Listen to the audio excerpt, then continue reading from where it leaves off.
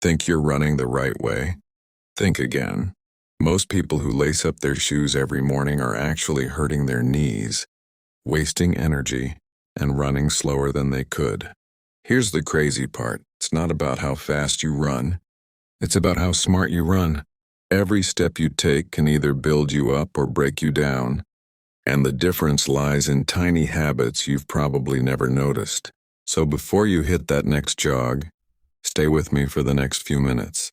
Because today, I'm going to show you how to fix your running form, step by step, so you can run faster, last longer, and actually enjoy every stride.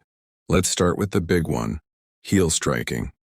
If your heel smashes the ground first, that shock travels straight into your knees and hips, like a mini earthquake every step you take. Think about it, you take thousands of steps during one run.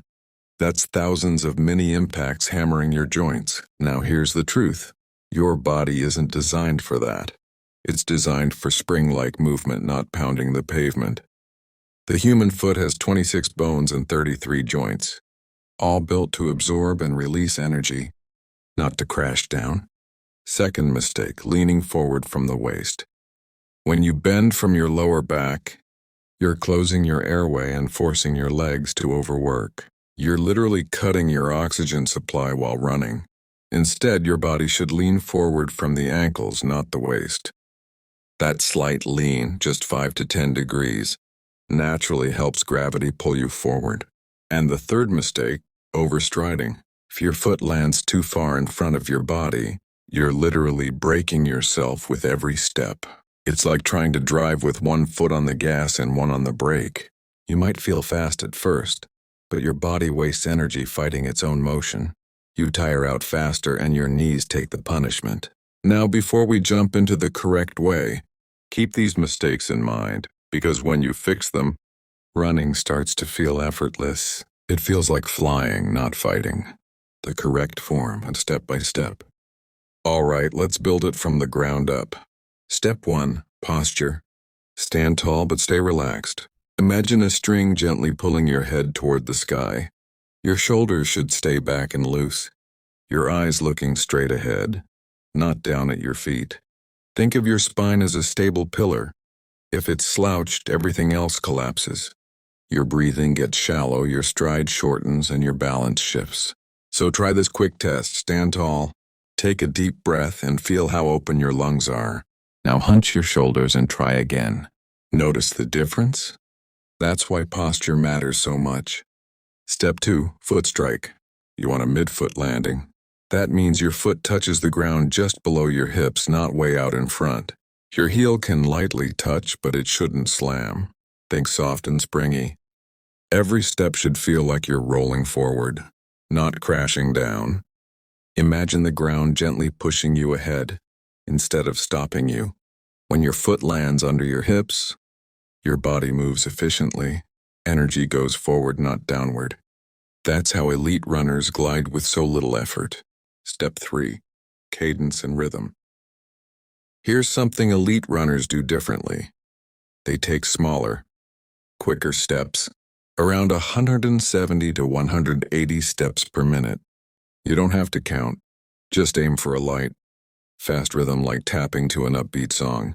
Shorter steps mean less impact and better efficiency. Think of it like bouncing a ball. A quick, soft bounce keeps momentum. A heavy thud stops it cold. Try to imagine your feet making barely any sound. Quiet steps usually mean better form. Step 4, arm drive. Your arms aren't passengers, they're engines.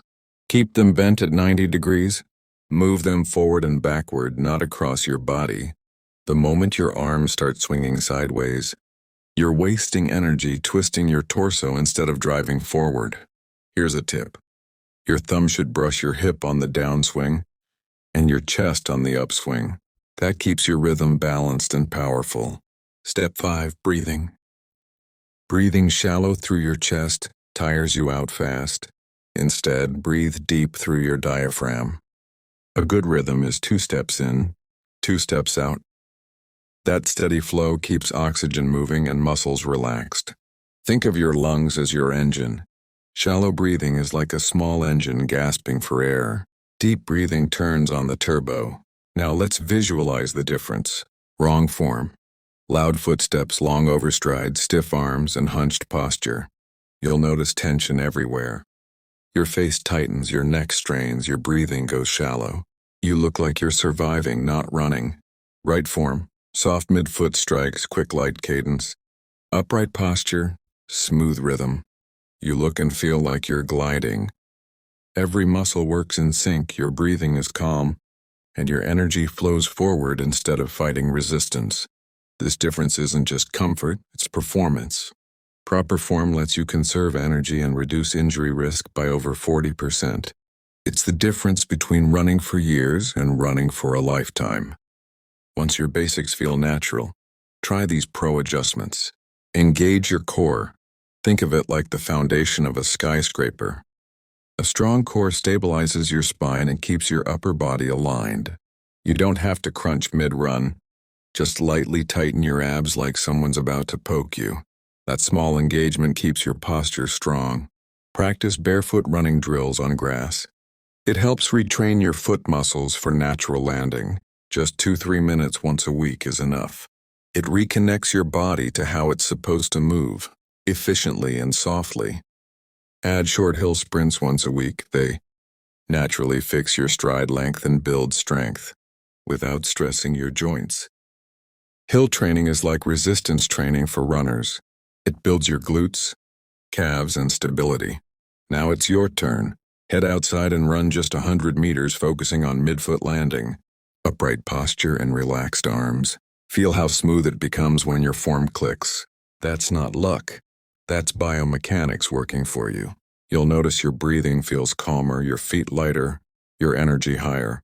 That's what proper running should feel like: controlled, strong, effortless. If this helped, hit that like button, share it with a friend who runs, and subscribe, because your next personal best starts with your form. Keep running smart. I'll see you in the next session.